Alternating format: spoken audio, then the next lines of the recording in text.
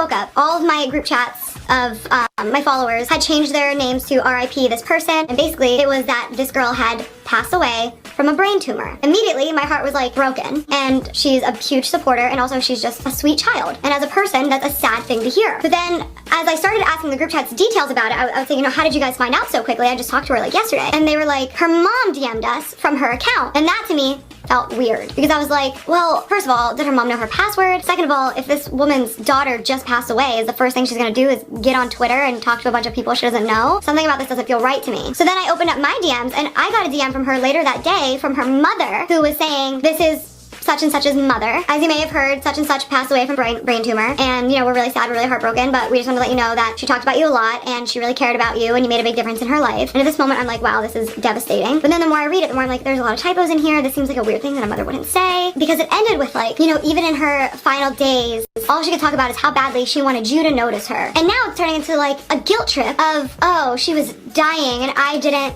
pay attention to her. I didn't answer her DMs enough. I didn't like her tweets enough. And I just found it very odd that a mother would DM a YouTuber the day after her daughter passes away and say all she wanted was to be noticed by you. And so through not very much deductive reasoning, I find out that this is this girl, and she's pretending to be dead so that I will finally notice her, even though we had plenty of conversations in the past. And it was one of the most disgusting things I've ever seen. She's old enough to know better. It was deceitful. She had so many people upset about her, crying about it. Group chats literally flooded with people saying how upset they were. And all of this for what? Because I wasn't DMing you enough? A time your mother was extremely toxic to you in front of your family and ended up embarrassing herself.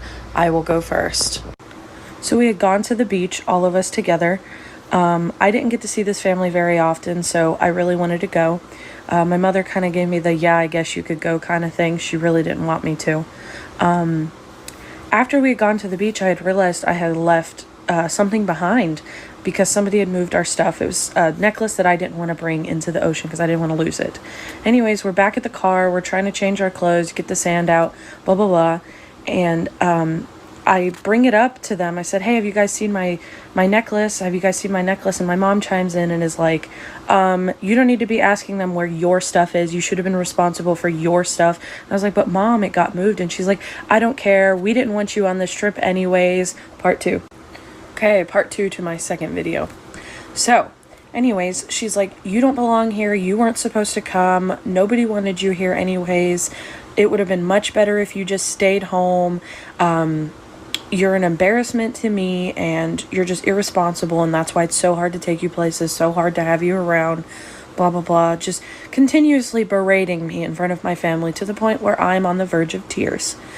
My aunt walks over, and a couple others, they start comforting me, and she's just like, what are you doing? She doesn't deserve that. She ruins everything. This is what happens when I bring her with me and my fiance, my stepdad. And they basically looked at her and said, we wanted her to come. There's no reason you should be treating her like this. She was more than welcome to come, and I'm glad that she came. And she kind of just huffed and pouted and said that I ruined her whole family relationship that day. Story time about how I slept with my teacher and got pregnant. A little background information. I was 18 and in 12th grade. I had always had trouble in school, especially history class. And I had always had tutors and everything like that. And eventually I just got tired of trying to get my grade up because I realized that it was never going to happen. So my teacher was 27 years old. We're going to call him Mike. And Mike had a girlfriend. He had been staying after school helping me like every single day. From like 3 o'clock till 5 o'clock. Well, the one day I had this outfit on that maybe wasn't that appropriate. And I was being super flirty with him the whole time. To be honest, I just didn't want to put in the effort to get up my grades. And then 10 minutes later, he started getting handsy. And I told him that if he wanted to do anything, he had to get my grade up for me. So he did just that. Well, for the next couple of months, I would go over to his house to study, like for part 2 about how I slept with my teacher and got pregnant. So like I said, I got tired of putting effort in to get my grade up. So I let him hit, and then I was going over his house after school. Well, later on at the end of the year, I find out that I'm pregnant. And because I was 18, I really didn't have to care about what my parents thought. So I told him, and surprisingly, this man was on board with it. He was like, oh my god, like, let's do this. I'm so happy. And I was like, what the fuck? Well, his ex-girlfriend found out, so she went and told the school. He got fired. And 3 years later, we're still together raising our...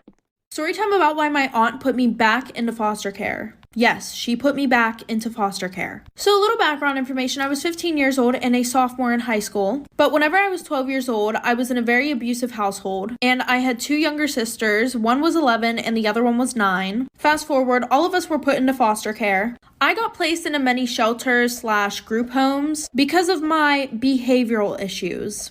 While I was going through all of this, my sisters were both in study homes, so that kind of sucked. I mean, I was happy for them, but at the same time, I was going through. But eventually, my grandma and my dad passed away, so my aunt decided that she wanted my sisters and I. So she got her foster license, and the days leading up to whenever we were supposed to move in with her were absolute garbage. There was this one girl who was 19 years old. Her and I did not get along, and I was supposed to leave that Wednesday, but I didn't want to wait, so I decided that I was going to get myself kicked out in hopes that I would be able to move in with my aunt sooner. Like for part 2.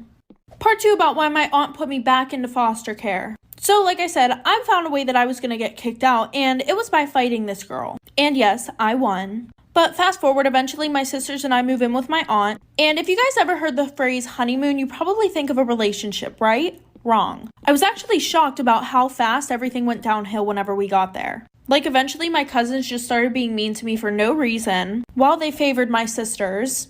And when I say cousins, you guys are probably thinking they're around my age. No, they were actually in their 20s. One was even close to 30. Like, these were grown adults beating on a 15-year-old. So eventually my cousins, my aunt, and I are fighting almost every single day. And the one day my sister and I got into an argument that eventually turned into us fighting. And my cousins love to jump in every fight that my sister and I have. Well, they jumped in this fight, and instead of helping break it up, they actually made it worse. The one was holding my leg down, and eventually I got it up and I kicked her in the face. And my aunt thought that it was my fault, so she sent me to foster care.